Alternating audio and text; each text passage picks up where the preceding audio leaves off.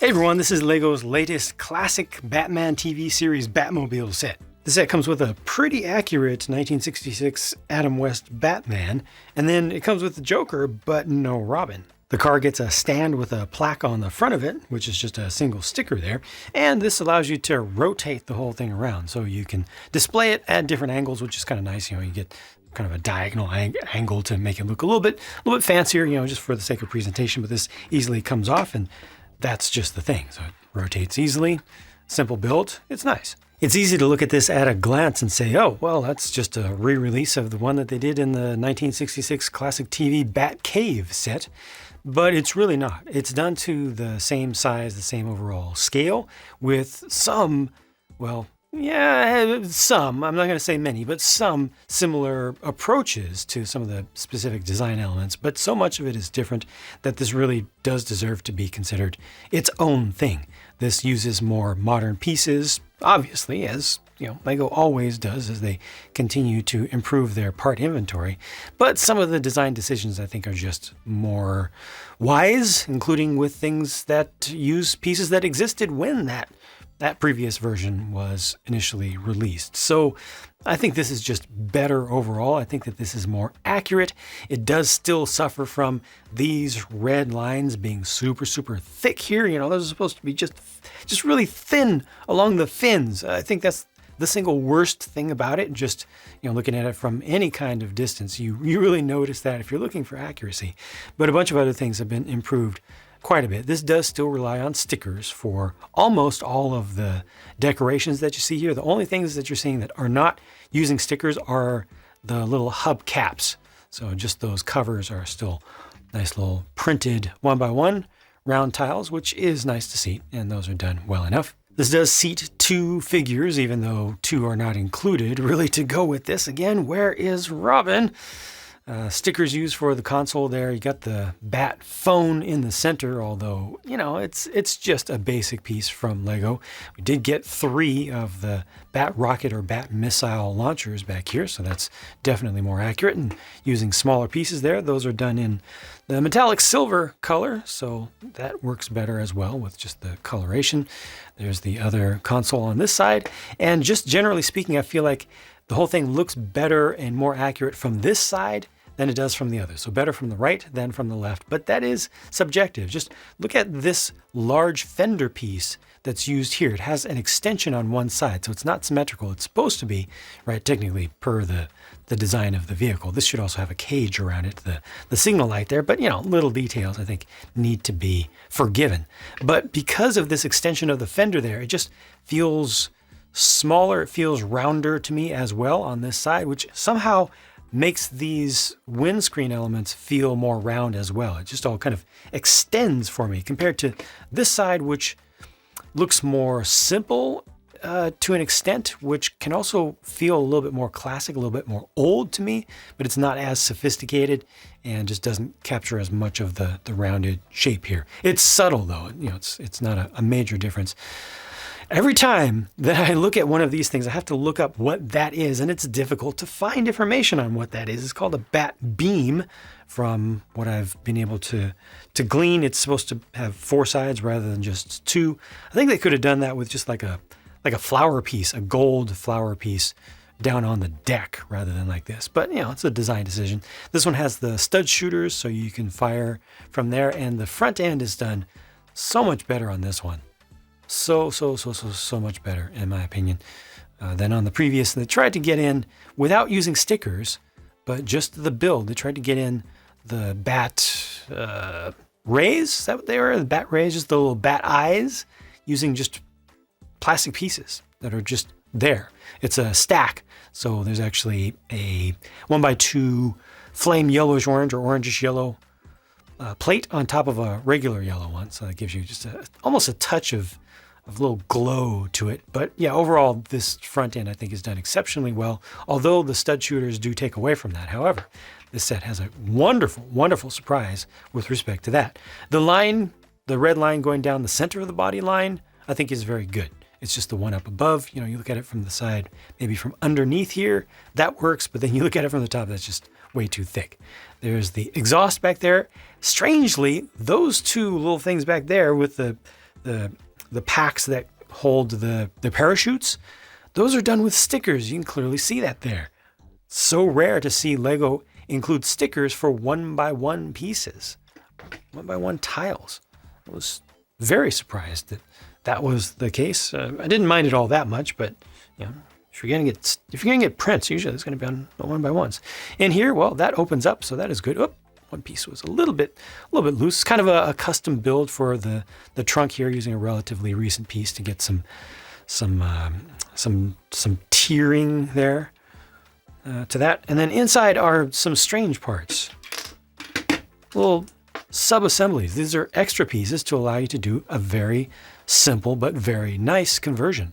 And this is even very quick to do, which makes it better still, in my opinion. Do like so, put this back down in there, and there it is. Oops, with a dog hair and everything. There it is. Okay. Stud shooters come right off, and they include the 4 pieces needed to seal everything back up and seal the deal on this standard view, this more accurate view. So if you don't want the play feature in there, they give you the option to not include the play feature, so now the entire vehicle looks better. This is better for collectors of all ages, you know, not just the adults. It's for everybody. This is still a toy, you know, it's still the same thing. It's just missing a couple of little add-ons there, which for now I've put into the trunk, but technically speaking, you could still run the stud shooters just a little bit farther forward if you want. You know, they'll just stick out to here.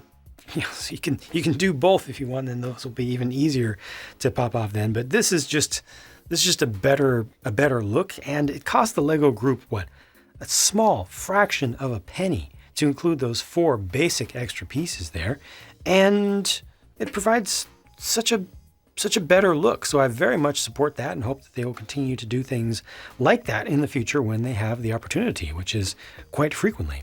Here are the figures up close with, again, I think just the most accurate Batman, 1966 Batman that they've done to date by far, with the dark blue color for the plastic for the cowl, and then they've printed on the black mask on the front that provides more of the shaping, the harder portion of it, with the straps as well. You know, you got the part around the nose, you got the eyebrows that are included in that. That's just all right. The only thing that's missing here is the ability to see the eyes, but then from many angles, the eyes weren't visible anyway. That we would see, only certain angles would show that on the show. So I think this is fine. And then the earliest TV form of Joker there, with his powdered mustache that you could totally see, unless you had let's be honest, unless you had a normal TV back then, you would not have had crystal clear reception unless you were super rich or working at the TV station or the production house. You probably would not have noticed the mustache that's still on there. You know, he refused to shave that, blah, blah, blah. But yeah, well done overall. I think that Batman could have used dual molded legs. Joker is just fine. Like, I don't know what else. I don't know what else you could do with Joker. Maybe give him just a slight bit of subtle arm printing. Maybe he's got the alternate face. Good alternate faces for both of them, I think. And this is the softer cloth type of material for the cape. Looks good around the back. You know, everything is just about right. Here are the leftover pieces, including some extra studs for the stud shooters on the front of the car. And one of those batarangs is supposed to be included. So officially there are 2 batarangs in the set, and then you also get 1 to spare. And this is what the sticker sheet looked like. I think that was a perfectly fine number of stickers, though I'm still surprised at the little 1x1s. Now, I paid $30 US for this, and that feels fine to me. I have no issues with that for the size of this, for the amount of stuff here. It comes with 345 pieces, including some decent sized ones, and just overall for this amount of stuff, for how large this vehicle is, and including 2 good figures, and including the stand, that feels fair to me. The price elsewhere is not fair. Relatively speaking, US always gets Lego sets in particular cheaper than pretty much everywhere else in the world. That is Lego's decision. That is Lego's own price setting, how they do it based on how much they believe that they can get from each given market. But in this case, for the the British pound number to be higher than the US dollar number. For the euro number to be greater than the US dollar number is not okay, especially on a set that is this small and this cheap to begin with. It's a large percentage gap. You factor in currency conversion, and we're looking at $40+ easily in other countries. And of course it goes up from there. And yes, Australia has to pay more. New Zealand has to pay more. Netherlands has to pay a tremendous amount. Even Denmark itself pays more than in the US. So everybody already pays more. And then this is more expensive still, and that's going too far. That's unnecessary markup in my opinion. Of course, I'm not running Lego's business. They have to be profitable, super profitable. That's their thing. But I'm just saying how I feel about this based on what I see here in front of me.